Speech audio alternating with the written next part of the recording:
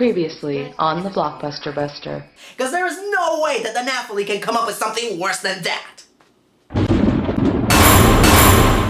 I hate Doo! In a world of uncertainty, where movie theaters are plagued by remakes and sequels, in a world where big budget movies can still suck, in this world we have the Blockbuster Buster.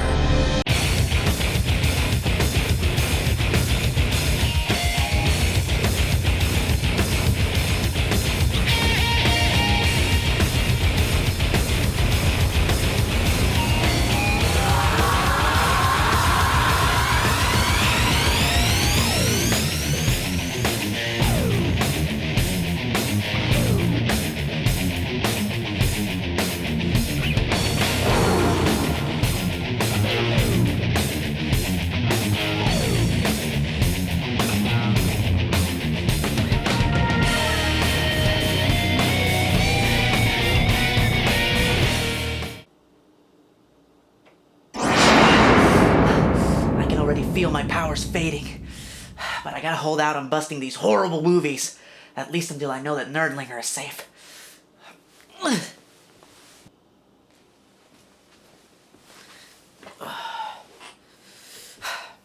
Greetings, fanboys and fangirls. I'm ERod, and I'm the Blockbuster Buster. And I hate Scooby Doo! The Nostalgia Critic talks about the Flintstones being bad, and while I do not care to dispute the quality of that show, at least the Flintstones had different fucking plot lines! Scooby Doo was the same shit in every episode. A bunch of dumbass stoners allegedly solving ghost-themed mysteries, which all conclude with the unmasking of a ghost, only to reveal that it was just a guy. It's repetitive idiocy at its worst. WTF, mofo. And yes, I know that there were variations to the show, like the 13 Ghosts of Scooby Doo. But the characters were still lame, and not even Vincent Price with all of his collective awesomeness could make this great dame cool. I will admit that I did like a pup named Scooby Doo, but mostly because it parodied its parent show. And come on, it was a mystery show that featured a character named Red Herring. Now that's hilarious!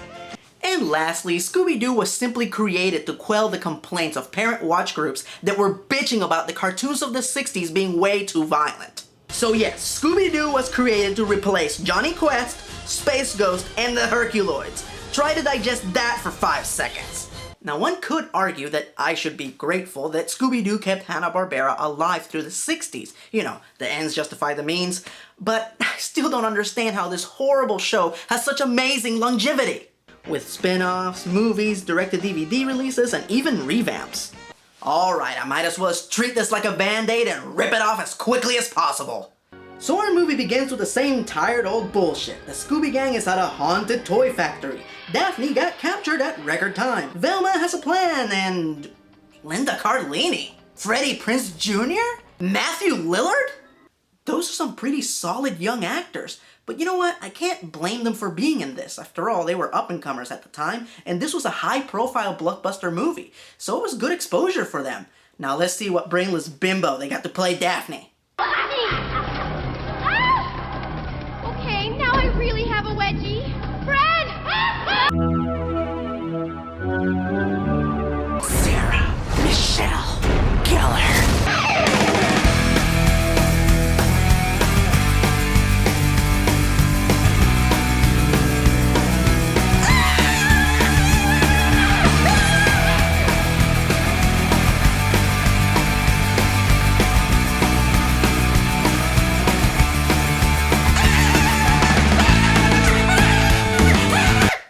If the Twitards can go crazy over these two lame assholes, then there is no reason why I can go crazy over somebody who's actually cool. So as I said earlier, same old, Shaggy and Scooby screw up Velma's plan, but magically capture the ghost anyway. And what the hell kind of a toy factory is this? Who built this, the Good Guy Corporation?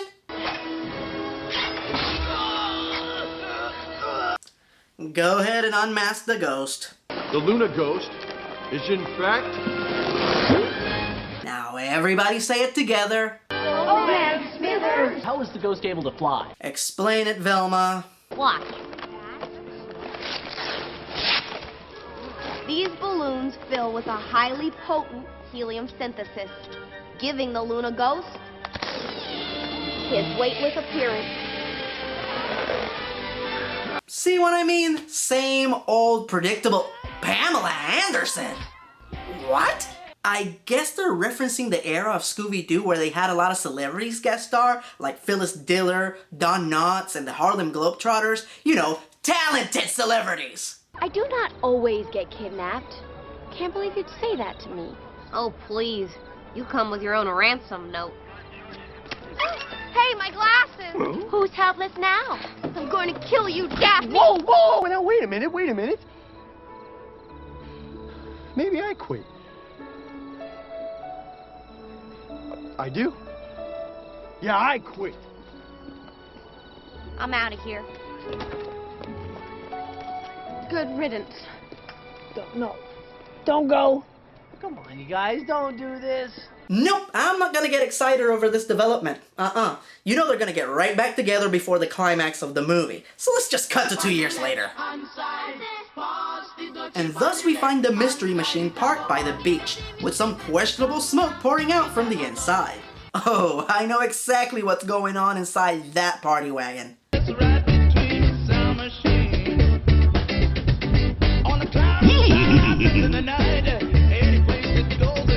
I'm just kidding, they're just making hamburgers. When suddenly, Shaggy and Scooby get invitations to, I kid you not, Spooky Island, where billionaire Anton Montevarius will pay them a handsome wage to solve a mystery. Yeah, it's just materialism's not really our bag, man. Offer them food. To provide you with free airfare? No thanks. Offer them food. Room and board? No thanks. Offer them food! And all you can eat. All you can eat? There you go. Everybody knows that you build up the major munchies when you lock yourself inside a hippie van and smoke up some hamburgers. Yeah. So lo and behold, when Shaggy arrives at the airport, he finds that the rest of the gang received invitations to Spooky Island as well. Velma quickly deduces that this is all an elaborate trap, but they all agree to go anyway just to see who can solve the mystery first. I sense a lesson in teamwork in the future of this film. I guess we're like all going to Spooky Island, man. Hey, where's Scooby?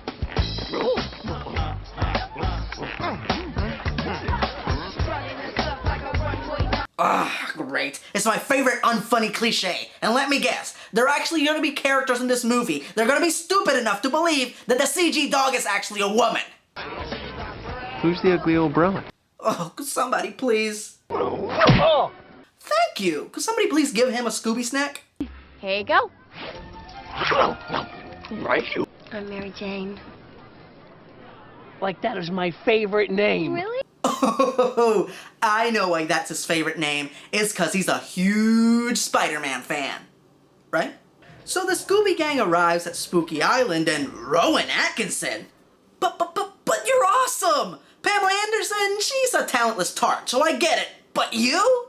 That's two of my idols that were somehow bamboozled into being in this movie. Rowan, you're one of the best! You're like a god in Britain! Oh, man. Well, at least say something funny. Catch our electrical torture parade. It's a dead world after all. And the world-famous Splatterhorn. Oh! Oh, I get it. They're parodies of the attractions at Disney World. I guess that would make the haunted house the haunted house. Ah, forget it. So Montevarius explains to the gang that something is turning all the guests at his park into mindless zombies. Later that evening, after getting a clue from DJ from Street Fighter, Daphne decides to investigate the haunted house ride. And once again, everyone else got the same clue and arrived at the haunted house at the same time. Guys, I think it has become painfully obvious by this point to you, me, and everybody that somebody who actually isn't me wants all of you dead. So it might not be a very good idea to go inside the... Whoa! Ah! Stinky. They're moving toward us.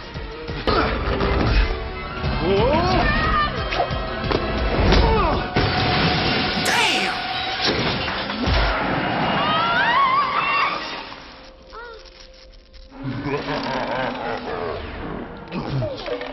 We made it, Scoob! We're alive! Wow, Wow, that was pretty awesome. Implausible, but awesome. A few more scenes like that and I might just be able to get through this.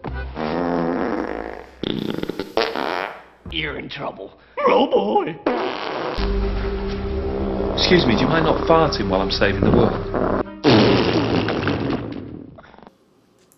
They just farted on Sarah Michelle Gellar. There's some metaphor here somewhere. And yet, I can't help but wonder what the actual Shaggy and Scooby would think about this part of the performance. What kind of performance do you call that? You made me sound like a total space cadet, man. I'm sorry if you're the way. I was trying to be real to your character. If you like goof on me in the sequel, I'm coming after you. Yeah, and I'll give you a Scooby smack. For once, gentlemen, we are in agreement.